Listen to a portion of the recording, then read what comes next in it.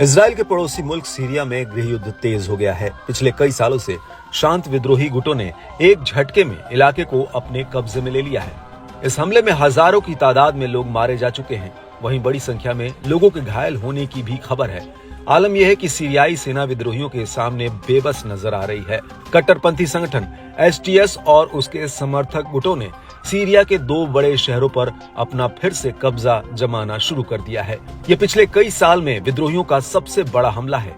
विद्रोही इतनी उग्रता से आगे बढ़ रहे हैं कि महज 2 दिनों में ही उन्होंने अलेप्पो से सत्तारूढ़ असद सरकार को खदेड़ दिया।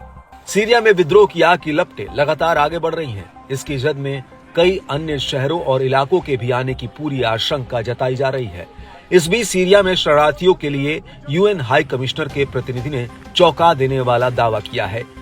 गोजालो वर्गास लोसा ने बताया कि अलेप्पो और अन्य जगहों पर पिछले कुछ दिनों से हिंसा और हमले बढ़े हैं। इससे पलायन करने के लिए मजबूर सीरियाई लोगों की संख्या तेजी से बढ़ रही है, जो एक हफ्ते से भी कम समय में 1.5 लाख को पार कर गई है। ऐसी आशंका है कि ये संख्या आने वाले दिनों में और बढ़ने की उम्मीद है। यूएन एजेंसी की ओर से सीरिया के लोगों की मदद नाकाफी साबित हो रही है। लोगों को रहने, खाने पीने, बुनियादी सेवाओं और आजीविका मुहैया कराने की तुरंत जरूरत है। बता दें कि बीते 13 साल से सीरिया में रूस ईरान समर्थित बशर अल असद सरकार विद्रोही ताकतों से जंग जूझ रही है। बता दें कि बीते 13 साल से सीरिया में रूस ईरान समर्थित बशर अल असद सरकार विद्रोही ताकतों से जंग में जूझ रही है। ये एक ऐसा संघर्ष बताया जाता है जिसमें अब तक करीब 5 लाख लोगों की जान जा चुकी है।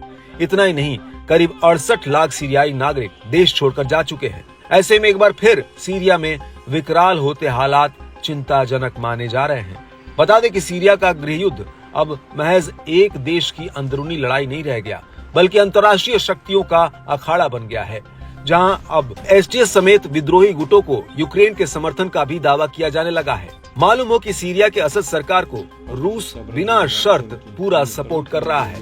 यूएन की रिपोर्ट के मुताबिक सीरिया के उत्तर पश्चिम में अलेप्पो में नूबुल और अल जहरा के लोग कई दिनों से भूख और दवा की कमी से जूझ रहे हैं। वहीं विद्रोही लड़ाकों ने अलेप्पो के दक्षिण पश्चिम शहर अल सफीरा में लोगों को बंधक बना लिया है।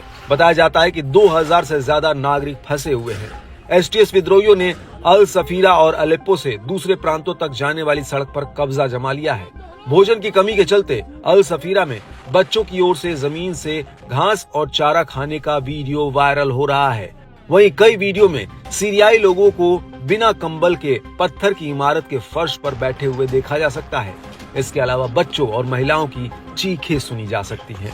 अरब मीडिया आउटलेट अल मयादीन के मुताबिक यूक्रेन पर आरोप है कि उसने एसटीएस विद्रोहियों को एफपीवी ड्रोन और अन्य विस्फोटक ड्रोन दिए हैं। साथ ही साथ जमीनी बलों और ड्रोन ऑपरेटरों के बीच हमलों को अंजाम देने के तरीके भी सिखाए हैं।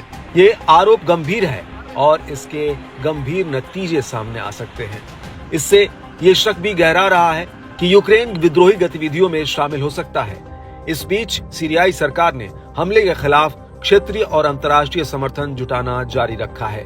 इसके अलावा प्रतिरोध गुट सीरियाई सरकार को जरूरी सैन्य समर्थन कर रहे हैं।